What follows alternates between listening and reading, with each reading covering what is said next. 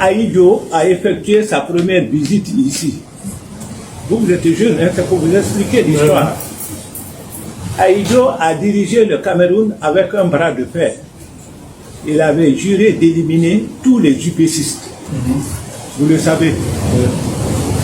Donc, c'est à Conakry, ici en 1972, lors de sa première visite en Guinée, Sékou Touré a contraint Ahidjo d'amnistier tous les Camerounais qu'il voulait liquider.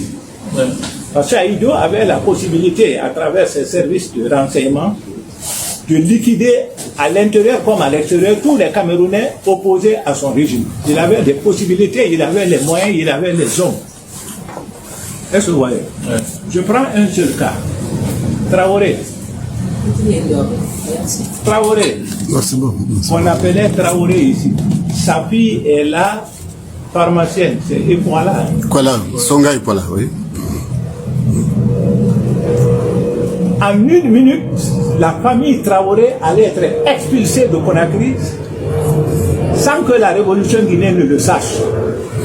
Pour la révolution. Attendez, laissez-moi. Ça, c'est un problème que tout le monde ne connaît pas.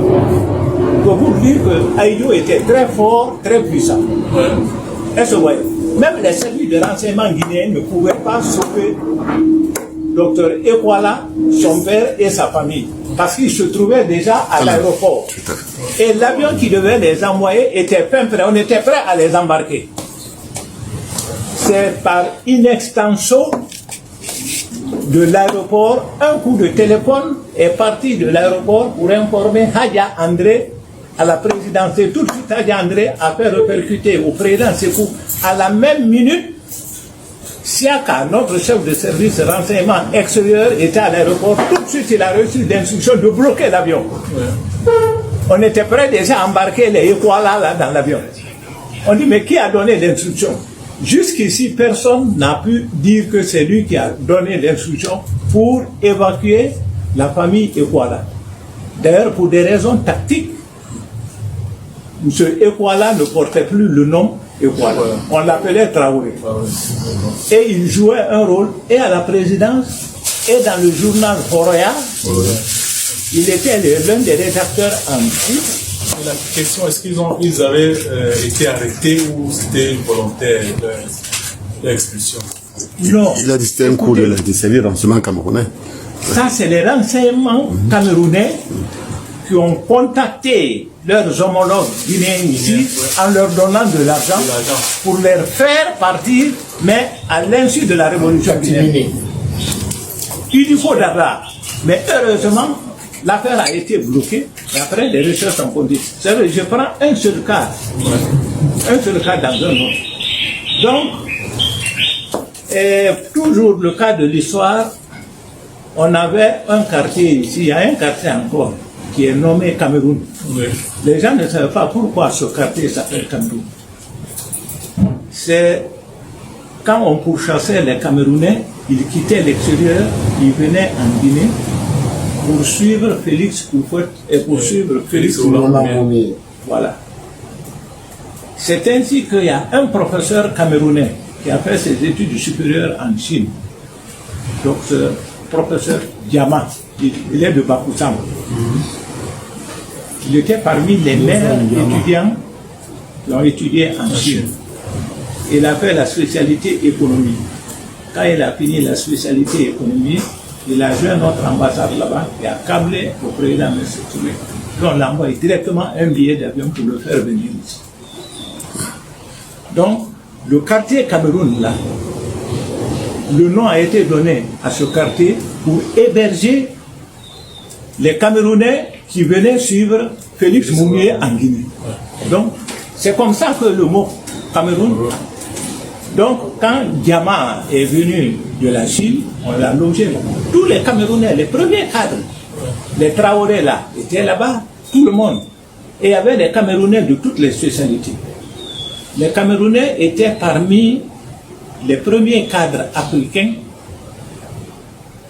qui ont rejoint la Guinée sur appel du président Sékou Touré pour aider l'indépendance guinéenne. Il y avait des Camerounais, des Sénégalais, des Béninois et autres. Les Camerounais font partie. Et parmi ces Camerounais, il y avait un éminent professeur d'économie, Capé de Bana. Mais lui, il a trahi. C'est un élément de la 5e colonne, un élément de la CIA, parce qu'il était actif lors du renversement du président Nkrumah au Ghana. Ah, d'accord. D'abord, je viens plus loin. D'accord. Capé de Ghana était d'abord élément de la CIA infiltré dans le FLN algérien. Ce sont eux qui ont œuvré. Ils venaient d'Algérie. Donc ça, il a œuvré pour le renversement de Ahmed Bembela en 65, le 19 juin 65, en Algérie. Donc quand là-bas, ça a réussi comme coup d'État avec Boumedienne, la CIA l'a envoyé au Ghana. Parce que c'était une programmation de coup d'État pays par pays. Parce qu'on voulait déstabiliser tous les pays progressistes. Et quand il est venu au Ghana, il a contribué justement à la déstabilisation du parti, du CPP et du président Nkrumah. Mais lui, sa tactique est la suivante. Quand il vient dans un pays, il se colle à la famille présidentielle. Et c'est ce que le président Nkrumah n'avait pas compris à Accra.